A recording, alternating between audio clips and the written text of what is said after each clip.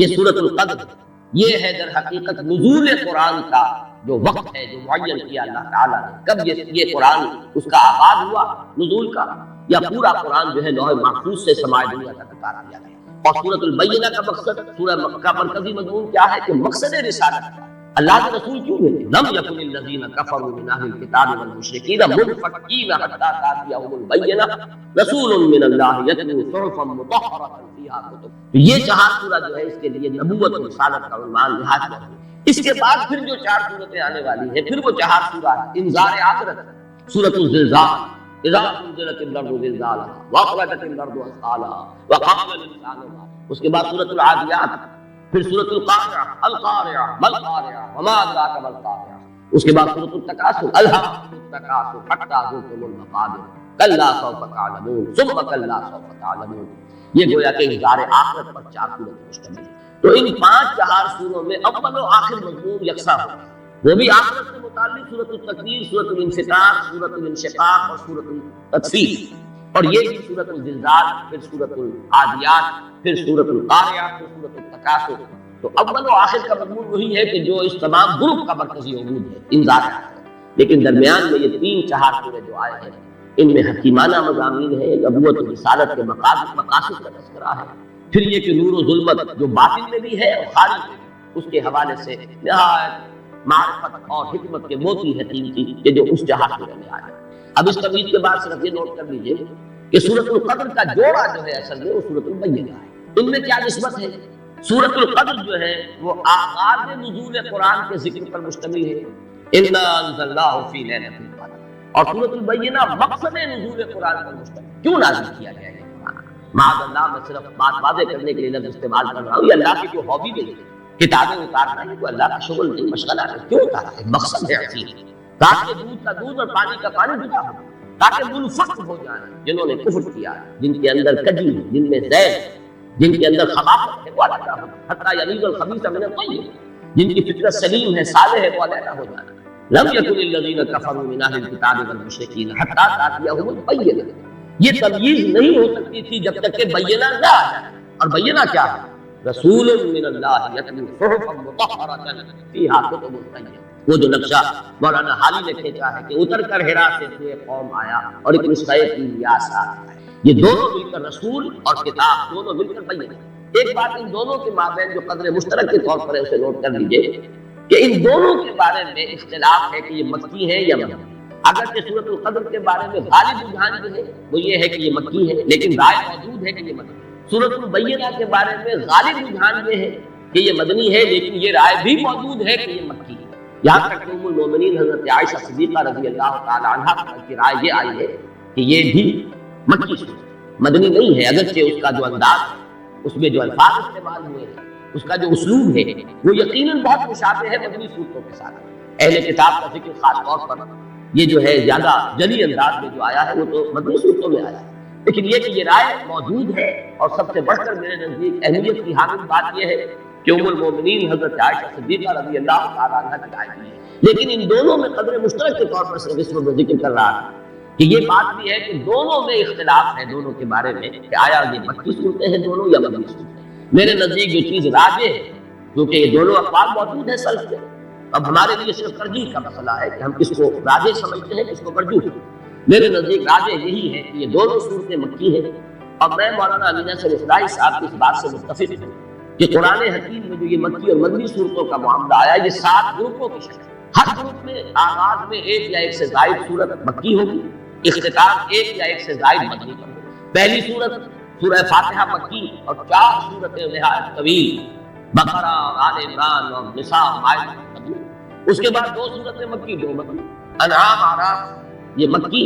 انفال توبہ یہ مدنی۔ اس کے بعد 14 صورتیں سورہ یونس سے لے کر سورہ مومنون تک یہ مکی ہے، اور ایک سورت تنہا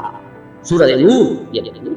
پھر 8 صورتیں آتی ہیں کہ جو مکی ہے، پھر ایک صورت آتی ہے اور وہ مدنی ہے، وہ سورہ احزاب۔ اس طریقے سے مکی اور مدنی صورتوں کے 6 گروپ کو ہم پڑھ چکے ہیں، اس لیے کہ وہ تو سورہ تحریم پر 6ٹھا گروپ ختم ہو گیا، اب یہ 7واں گروپ ہے۔ اور اگر یہ اصول صحیح ہے جو مجھے صحیح معلوم ہوتا ہے، اگرچہ یقینی طور پر تو بات نہیں کی جا سکتی، حتمی انداز میں نہیں کہا جا سکتا، لیکن میں اپنے اتفاق رائے کا اظہار کر رہا ہوں کہ مولانا امین حسین اصلاحی صاحب کی اس رائے سے مجھے اتفاق ہے کہ یہ ساتواں گروپ بھی اسی طرح ہے، اس کی اکثر و بیشتر صورت ہے مکی، آخر میں صرف مدنی آئیں گی، درمیان میں نہیں ہو سکتا معاملہ، ورنہ تو پھر یہ کہ گروپوں کی وہ ترتیب جو ہے وہ ڈسٹرب ہو جائے، پھر وہ 7 گروپ نہیں رہیں گے، 8 بن جائیں گے یا 9 بن جائیں گے، جو بھی شک ہے۔ اس اعتبار سے، اور مجھے نہ صرف اس اصول کے اعتبار سے بلکہ ویسے بھی جو قرائن محسوس ہوتے ہیں وہ یہی ہے کہ یہ صورت مکی ہے۔ آخر میں جا کر میرا مولانا امین حسین اصلاحی صاحب سے ایک اختلاف ہے، لیکن جب وہاں ہم پہنچیں گے کہ آخری مدنی صورتیں کون کون سی، میں وہاں پر اس اختلاف کو وہاں بیان کروں گا۔ اور یہ بات سمجھ لیجیے کہ اصول میں اتفاق کے باوجود اصول کی اپلیکیشن میں اختلاف ہو سکتا ہے، اصول ایک ہی ہے، لیکن یہ ہے کہ اس کا جب آپ انتباہ کرتے ہیں کسی مسئلے میں، آپ کی رائے کچھ اور ہو سکتی ہے، کسی دوسرے شخص کی رائے کچھ اور ہو سکتی ہے، اور اس میں ہم حتمی اور یقینی طور پر کچھ نہیں کہہ سکتے، واللہ اعلم کہہ کر ہمیں اپنی رائے ظاہر کرنی چاہیے۔ تو جہاں تک بحثیت مجموعی اصول کا تعلق ہے، مکی مدنی صورتوں کے 7 گروپ، ان میں مجھے کامل اتفاق ہے مولانا اصلاحی صاحب کے ساتھ، لیکن آخری گروپ کی مدنیات کون سی ہے اس پہ مجھے اس سے اختلاف ہے۔ اس سے بھی زیادہ گہرا تعلق جوڑا تو ہے اس کا سورۃ القدر کا، سورۃ البینہ، لیکن چونکہ چہار سورے کے ضمن میں میں عرض کر چکا ہوں کہ صرف جوڑوں کی نسبت نہیں ہوتی، بلکہ بعض جگہوں پر آپ دیکھیں گے کہ اس 4 سورے کی سورہ نمبر 2 اور سورہ نمبر 3 میں زیادہ گہری مناسبت ہے، وہ میں بیان کر چکا ہوں سورۃ العلق کے درس کے ضمن میں۔ 5 آیات ابتدائی سورہ علق کی، اقرا بسم ربک الذی خلق، خلق الانسان من علق، اقرا وربک الاکرم الذی علم بالقلم، علم الانسان، اور 5 ہی سورت آیات ہیں اس سورہ مبارکہ کی سورۃ القدر کی، اور ان میں جو گہرا ربط ہے وہ اعظم من الشمس، وہ پہلی وحی ہے، اور اس میں پہلی وحی کے نزول کا اس کا وقت معین کیا گیا ہے، ہم نے یہ لیلہ مبارکہ اس کو نازل فرمایا، انا انزلناہ فی لیلۃ القدر وما ادراک ما لیلۃ القدر، لیلۃ القدر خیر من الف شہر، تنزل الملائکۃ والروح فیہا بإذن ربہم من کل امر، سلام ہی حتی مطلع الفجر۔ تو کس قدر خوبصورت ربط ہے، سورہ علق کی 5 آیات ہیں، اور یہ سورہ مبارکہ کل 5 آیات پر مشتمل ہے، وہ پہلی وحی ہے جو نازل ہوئی، اور یہ پہلی وحی کے نزول کا وقت ہے جس کا تعین ہو رہا ہے سورۃ القدر۔ ایک میں اس سے پہلے بھی عرض کر چکا ہوں، جیسے سورۃ التین اور سورہ بلد کے درمیان، حالانکہ سورہ بلد جو ہے وہ تو 4 سورہ